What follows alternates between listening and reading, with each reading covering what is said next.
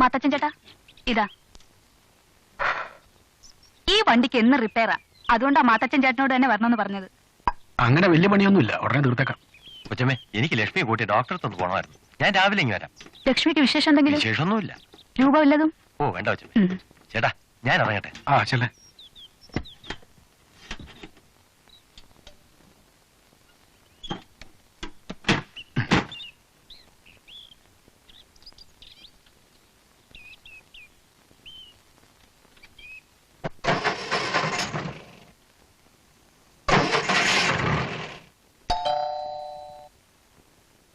വണ്ടിയുടെ പണി കഴിഞ്ഞു, ഞാൻ പോട്ടെ. മാത്തച്ഛൻ ചേട്ടാ, വാഷിംഗ് മെഷീൻ വർക്ക് ചെയ്യുന്നില്ല, ഒന്ന് നോക്കൂ. ദാ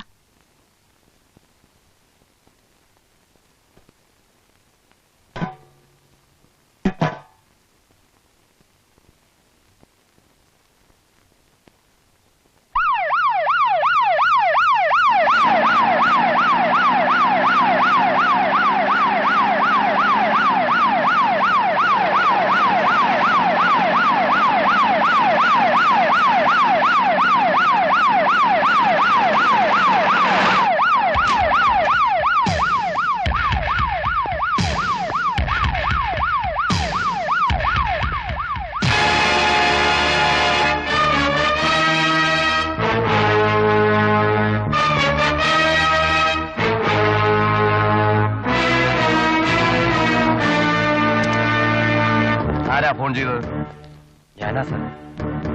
ഇവിടുത്തെ ഡ്രൈവറാ. എന്താ പേര്? നാരായണൻ. എത്ര വർഷമായി ഇവിടെ ജോലി ചെയ്യുന്നു? ഒരു 2 വർഷമായി സാർ. ഇവരൊക്കെ ഇവിടെ അടുത്തുള്ള താമസക്കാരാണ്. ഡെഡ് ബോഡി ആദ്യം കണ്ടതാരാ? ഇവിടുത്തെ ജോലിക്കാരി മാധവി.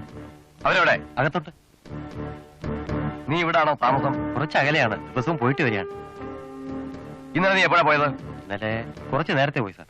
ഒരു 4-4:30 മണിയായി കാണും. നിങ്ങൾ പോകുമ്പോൾ ഇവിടെ ആരെങ്കിലും ഉണ്ടായിരുന്നോ? ആ വർക്ക്ഷോപ്പിലെ മേസ്ത്രി മാത്തച്ഛൻ ഉണ്ടായിരുന്നു സാർ. മാത്തച്ഛനോ?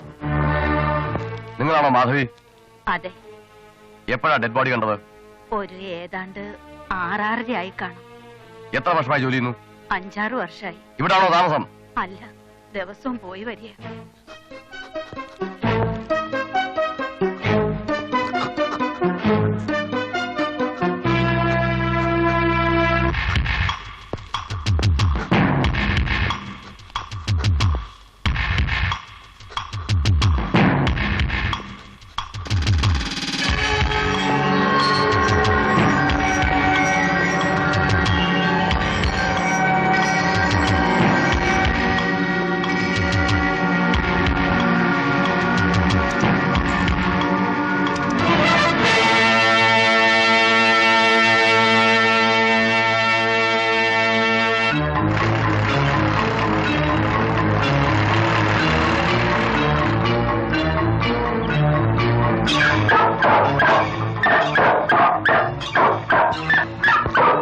നല്ല ഉറക്കക്ഷീണമുണ്ടല്ലോടാ.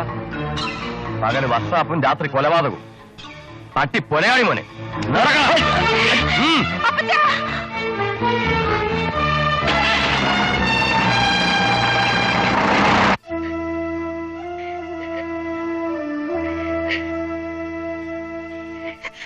നിങ്ങൾ എല്ലാവരും കൂടി ഇങ്ങനെ ഇരുന്ന് കരഞ്ഞിട്ട് എന്താ കാര്യം? ഈ പിള്ളേരും കൂടി ആശ്വസിപ്പിക്കേണ്ട അമ്മച്ചി ഇങ്ങനെ തുടങ്ങിയല്ലോ. ഞാൻ സ്റ്റേഷൻ വരെ പോയി വിവരം അന്വേഷിച്ചു വരാം. അപ്പച്ചനൊന്നും സംഭവിക്കില്ല, ധൈര്യമായിട്ടിരിക്കുക. പ്രതിയെ രാവിലെ തന്നെ കസ്റ്റഡിയിൽ എടുത്തു സർ. വർക്ക്ഷോപ്പ് നടത്തുന്ന ഒരു മാത്തച്ഛൻ. ഇല്ല, കുറ്റം സമ്മതിച്ചിട്ടില്ല. നാളെ രാവിലെ കോടതിയിൽ ഹാജരാക്കിയുള്ളൂ. Yes sir. ഓക്കെ. കേടാ കഴിവറുടെ മോനെ, എത്ര കാലം വേണം നിന്നെ ഒന്ന് കണ്ടിട്ട്? നീ സിറ്റിയിലുണ്ടെന്ന് ഞാൻ അറിഞ്ഞു. കടമറ്റത്തെ സ്റ്റേഷനിൽ നിന്നും നേരെ ഇങ്ങോട്ട് തന്നെ തട്ടിയത്. നമ്മുടെ മലയപ്പുറമിൽ കുരിയച്ചന തലി കേസിൽ. അതൊക്കെ പോട്ടെ, നിനക്ക് എന്താണോ പരിപാടി? എന്താടാ വല്ലാതെ? നീ ഫോണിൽ പറഞ്ഞ മാത്തച്ഛന്റെ കാര്യം തന്നെ. കോയിക്കൽ സരസ്വതിയമ്മയെ കൊന്ന് സ്വർണം മോഷ്ടിച്ച മാത്തച്ഛനുമായിട്ട് നിനക്കെന്താ കാര്യം? എനിക്ക് വേണ്ടപ്പെട്ട ആളാ. അദ്ദേഹത്തിന് ആരെയും കൊല്ലാൻ കഴിയില്ല, എനിക്ക് ഉറപ്പാ. എടാ, നീ കാണുന്ന മുഖമല്ല പലരുടെയും. ഞാൻ ഈ കള്ളന്മാരുടെ സൈക്കോളജി കുറെ പഠിച്ചതാ. കല്യാണപ്രായം എത്തി പുരനിറഞ്ഞു നിൽക്കുന്ന 4 പെമ്മക്കളെ അയക്കുള്ളത്. അപ്പൊ ഇച്ചിരി സ്വർണത്തിന് വേണ്ടി അയക്കത് ചെയ്യേണ്ടി വന്നു. That's all. ഡീറ്റെയിൽസ് ഒക്കെ നമുക്ക് പിന്നെ സംസാരിക്കാം. എനിക്ക് മാത്തച്ഛൻ ചേട്ടൻ അത്യാവശ്യമായിട്ടൊന്ന് കാണണം. കൊലപ്പുള്ളിയാ? നീ എന്റെ തൊപ്പി തെറിപ്പിക്കും. ആ മാത്തച്ഛനെ ഒന്ന് കാണിച്ചു കൊടുക്ക. Thank you.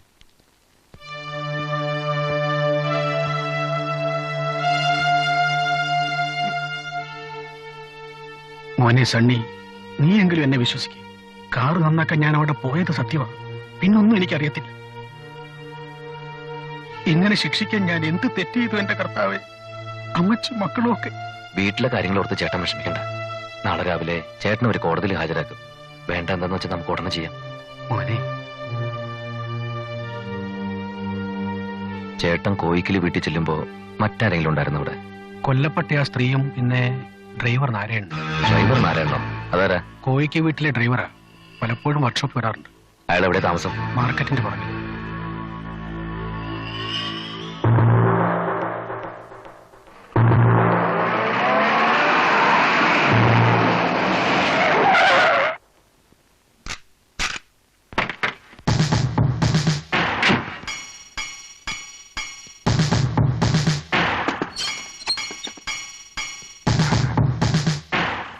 ഈ ഡ്രൈവർ നാരായണൻ ഞാനാ. എന്ത് വേണം?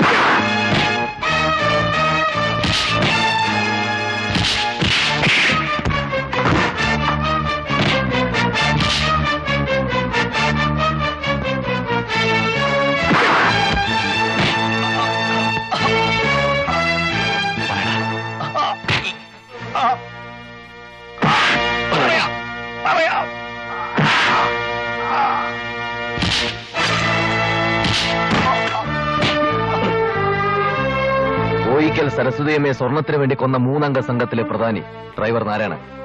മറ്റു 2 പേരും കൂടി ഉണ്ട്. ഫുൾ ഡീറ്റെയിൽസ് ഇവൻ പറഞ്ഞുതരും. പിന്നെ ഞാനെന്നാ ഇനിയെങ്കിലും മാത്തച്ഛനെ കൂട്ടിക്കൊണ്ടു പോകാന്നല്ലേ? ഏതായാലും നാളെ കോടതിയിൽ ഹാജരാക്കുമല്ലോ. വേണ്ട എന്താണെന്ന് വെച്ചാൽ നമുക്ക് ചെയ്യാം. Thank you. വെൽക്കം.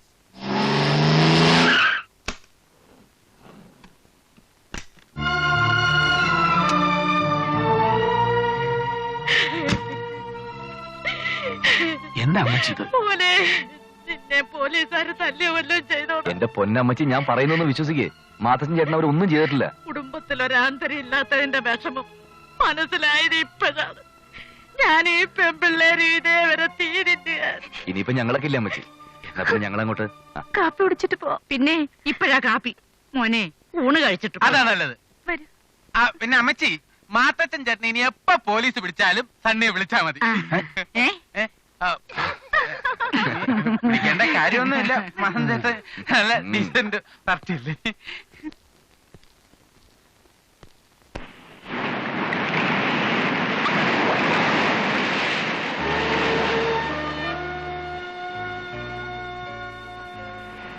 അധ്വാനിച്ചുണ്ടാക്കിയ മണ്ണും പിറന്ന വീടും ഉപേക്ഷിച്ച് പ്രായമായ അമ്മച്ചിയെയും 4 പെൺമക്കളെയും കൂട്ടി ഞാൻ ഈ നഗരത്തിലെ വാടക വീട്ടിൽ താമസിക്കുന്നത് എനിക്കിഷ്ടമുണ്ടായിട്ടല്ല, നിവൃത്തികേടുകൊണ്ട്.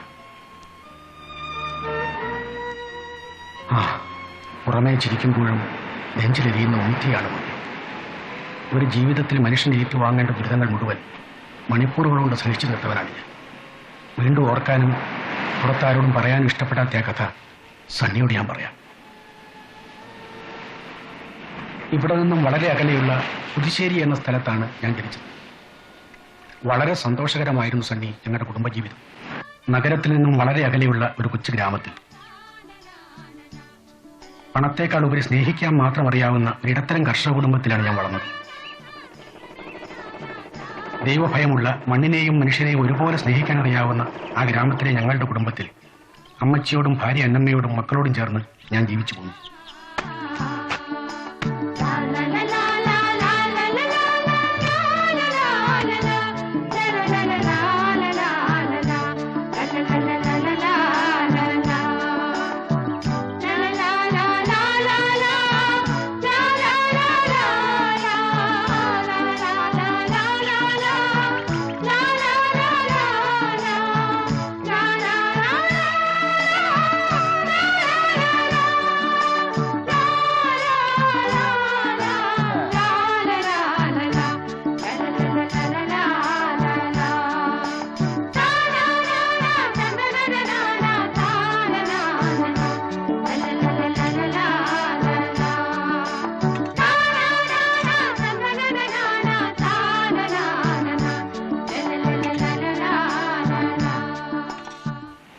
ഞങ്ങളുടെ വീടിന് തൊട്ടടുത്താണ് തച്ചമ്പള്ളി ദിവാകരപ്പണിക്കർ താമസിക്കുന്നത്.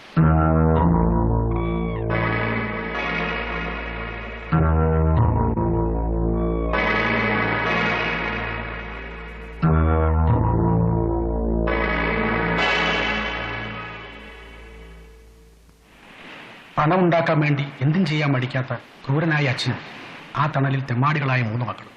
തച്ചമ്പള്ളി ദിവാകരപ്പണിക്കർ. എടാ ഭാസ്കര, നിന്റെ ഭാര്യയുടെ സൗന്ദര്യം കണ്ടിട്ടല്ല 20,000 രൂപയാണ് അങ്ങോട്ട് എണ്ണി തന്നത്. നിന്റെ ഭൂമി കണ്ടിട്ടാ. തച്ചമ്പള്ളി ദിവാകരപ്പണിക്കര് പണം തന്നിട്ടുണ്ടെങ്കിൽ പണവും പലിശയും കൃത്യമായിട്ട് തിരിച്ചു വാങ്ങും. മൂത്ത മകൻ ഗോപിനാഥ പണിക്കർ.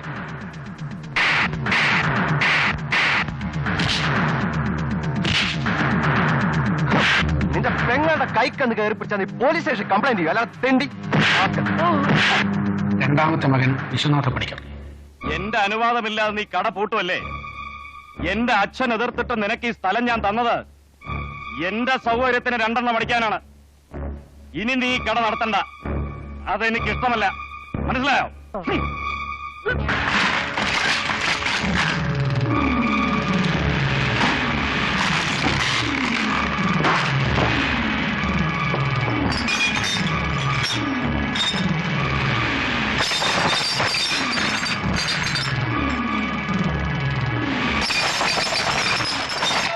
ഇളയ മകൻ സോമനാഥ പണിക്കർ.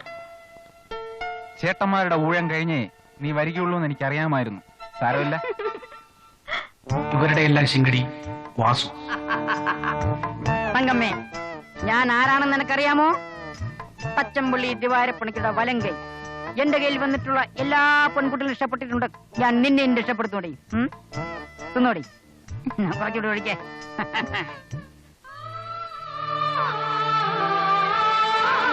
ഞങ്ങളുടെ വസ്തുവിന്റെ ആധാരം പണയം വെച്ച് കൃഷിക്കായി വീടിനടുത്ത് തന്നെ കുറച്ചുകൂടി ഭൂമി ഞാൻ വാങ്ങിച്ചു. എന്താ മാത്തച്ചാ? പലിശയുടെ ബാക്കി കൂടി ഞാൻ കൊണ്ടുവന്നിട്ടുണ്ട്. ഇതങ്ങ് വാങ്ങിച്ചിട്ട് ആ പണയാധാരം ഞാൻ തിരിച്ചു തന്നെ. അതിനെന്താ? അതെ, മാത്തച്ഛൻ എത്ര രൂപ കൊണ്ടുവന്നിട്ടുണ്ട്? പണിക്കര് പറഞ്ഞതുപോലെ പലിശയുടെ ബാക്കി 15,500 രൂപ. മുതൽ നേരത്തെ തന്നല്ലോ. അതെങ്ങനെയാ മാത്തച്ചാ ശരിയാകുന്നേ? 4 മാസത്തിന് മുമ്പ് ഈ 15,500 രൂപ എനിക്ക് കിട്ടിയിരുന്നെങ്കിൽ ദിവസം 105 രൂപ വെച്ച് ഞാൻ എത്ര രൂപ ഉണ്ടാക്കും അറിയാമോ? 18,600 രൂപ. അത് ഞാൻ എങ്ങനെയാ നഷ്ടപ്പെടുത്തുന്നത്? മാത്തച്ഛനോട് അങ്ങനെ ചോദിക്കാനൊക്കെ അല്ലല്ലോ. ഒരു 3,600 രൂപ ഞാൻ നഷ്ടപ്പെട്ടേക്കാം. ബാക്കി 15,000 രൂപ കൂടി തന്നാലേ ആധാരം തിരിച്ചു തന്നേക്കാം. ദൈവത്തെ ഓർത്ത് എന്നോട് ഇങ്ങനെ പറയല്ലേ പണിക്കരെ. ഇത് തന്നെ പിള്ളേരുടെ കഴുത്തിലും കാലിലും കിടന്നെടുത്ത് വിറ്റുണ്ടാക്കിയത്. അത് ബുദ്ധിമുട്ടാ മാത്തച്ഛ. സ്നേഹം വേറെ, ബിസിനസ് വേറെ. കണ്ണിച്ചോരയില്ലാത്ത വർത്തമാനം പറയല്ലേ എന്റെ പണിക്കരെ. ഒരു നിവൃത്തിയില്ലാഞ്ഞിട്ട് ആ ആധാരം കിട്ടാ സാധ്യമല്ല. പലിശയും പലിശയുടെ പലിശയും തരാതെ ആധാരം തിരിച്ചു തരുന്ന പ്രശ്നമില്ല. എനിക്ക് അല്പം തിരക്കുണ്ട്. മാത്തച്ഛ പോ. പോ മാത്തച്ഛ.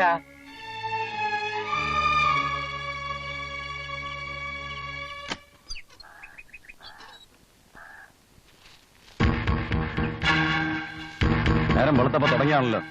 വേഗം എടുത്തേർക്ക്. ആരാണ് എന്റെ വസ്തു കൈകയറുന്നേ? അയ്യോ കൊണ്ടെന്ന് വിചാരിച്ച് എന്ത് ചെയ്യാമോ? ഞങ്ങളുടെ വേലയെ തൊട്ട് പോരുത്. മനസ്സിലായോടാ? നിങ്ങളുടെ വേലി നിങ്ങളുടെ ഇറച്ചി അപ്പുറത്തല്ലേ? അവന്റെ ഒരു വേലി. എടോ കളവാ, താൻ വെറുതെ കിടന്ന് തൊള്ള തുറക്കണ്ട. ഞങ്ങളെ ഞങ്ങളുടെ സൗകര്യം പോലെ ചെയ്യും. എന്താണെന്ന് കാണണമല്ലോ.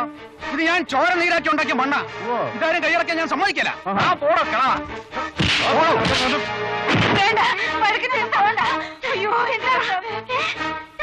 വഴക്കിനൊന്നും പോണ്ട. ആ പറഞ്ഞാ ശരി. അത് കെട്ടിയവനോടൊന്ന് പറഞ്ഞ് മനസ്സിലാക്കി കൊടുക്കുക. പേടിച്ച് മിണ്ടായിരുന്ന വസ്തു മുഴുവൻ അമ്മയുടെ കയ്യിലിരിക്കും. ഞാനൊരു സമ്മതിക്കില്ല. എന്ത് ചെയ്യാൻ പഠിക്കാത്തവന്മാരാ? അമ്മച്ച് മിണ്ടാണ്ടി എന്നെ വിടാൻ വിടാൻ. തച്ചമ്പള്ളിക്കാരോടാ കളിയല്ലേ? ചോദിക്കാനും പറയാനും ആരും ഇല്ലെന്നുള്ള വിചാരം കൊണ്ടല്ലേ അവന്മാർ ഇങ്ങനെയൊക്കെ ചെയ്യുന്നത്. ആ എന്തെങ്കിലും ഉടനെ ചെയ്തില്ലെങ്കിൽ വസ്തു മുഴുവൻ അമ്മയുടെ കയ്യിലിരിക്കും. നമുക്കെന്നാ പോലീസിൽ ഒരു പരാതി കൊടുത്താലോ മാത്തച്ഛ? ഒരു കാര്യമില്ല അമ്മച്ചി. സ്റ്റേഷനിൽ ചെല്ലുമ്പോൾ വാടി പ്രതിയാവും. കൊടുക്കുകയാണെങ്കിൽ കളക്ടർക്കാ പെറ്റീഷൻ കൊടുക്കേണ്ടത്. വസ്തുവിന്റെ പ്ലാനും കരം കെട്ടി രസീതും വെച്ചൊരു പെറ്റീഷൻ. അതിരുകല്ല അവിടെ ഉണ്ടല്ലോ. അത് കാണിച്ച് ആരെയും നമുക്ക് സത്യം ബോധ്യപ്പെടുത്താലോ. അതും അവന്മാര് മാറ്റി കഴിഞ്ഞു. പരാതിപ്പെട്ടാൽ RDOയുടെ തീരുമാനം നമുക്ക് അനുകൂലമാണെങ്കിലും അവര് കോടതി പോവാതിരിക്കില്ല. ഇതിന്റെ ഒക്കെ പുറകെ പൈസയായിട്ട് നടക്കാൻ ആരെ കൊണ്ട് പറ്റും? ഇനിയിപ്പൊ നമ്മൾ എന്നാ ചെയ്യാനാ? എന്താ ചെയ്യേണ്ടെന്ന് ഞാൻ തീരുമാനിച്ചു കഴിഞ്ഞു. എന്റെ 1 സെന്റ് ഭൂമിയും അവർക്ക് വിട്ടുകൊടുക്കുന്ന പ്രശ്നമില്ല.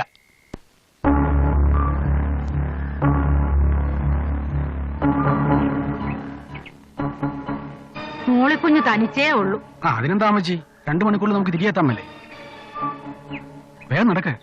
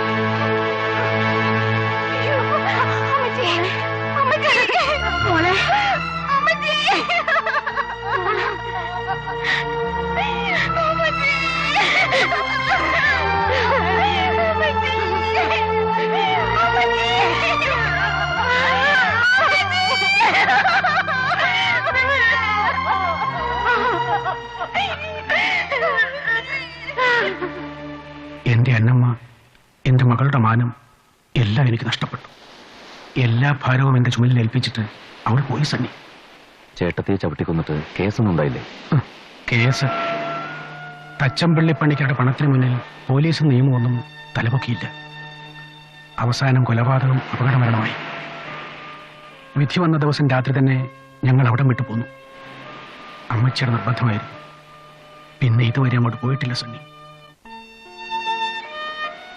എന്റെ മോളിക്കുട്ടിക്ക് ഇങ്ങനെ സംഭവിച്ചത് ഇവിടെ ഒരാൾക്കും അറിയില്ല. ഈ ഒരു സത്യം ഇപ്പൊ മോന് മാത്രമേ അറിയാവൂ. മാതൃചേട്ടൻ എന്നെ വിശ്വസിക്കാം. അവന്മാരെ പിടിച്ച് നാട്ടിലെ ഭൂമിയും വീടും ഉപേക്ഷിച്ച് ഇവിടെ വന്ന് താമസിക്കുന്നതിൽ ഒരർത്ഥമില്ല.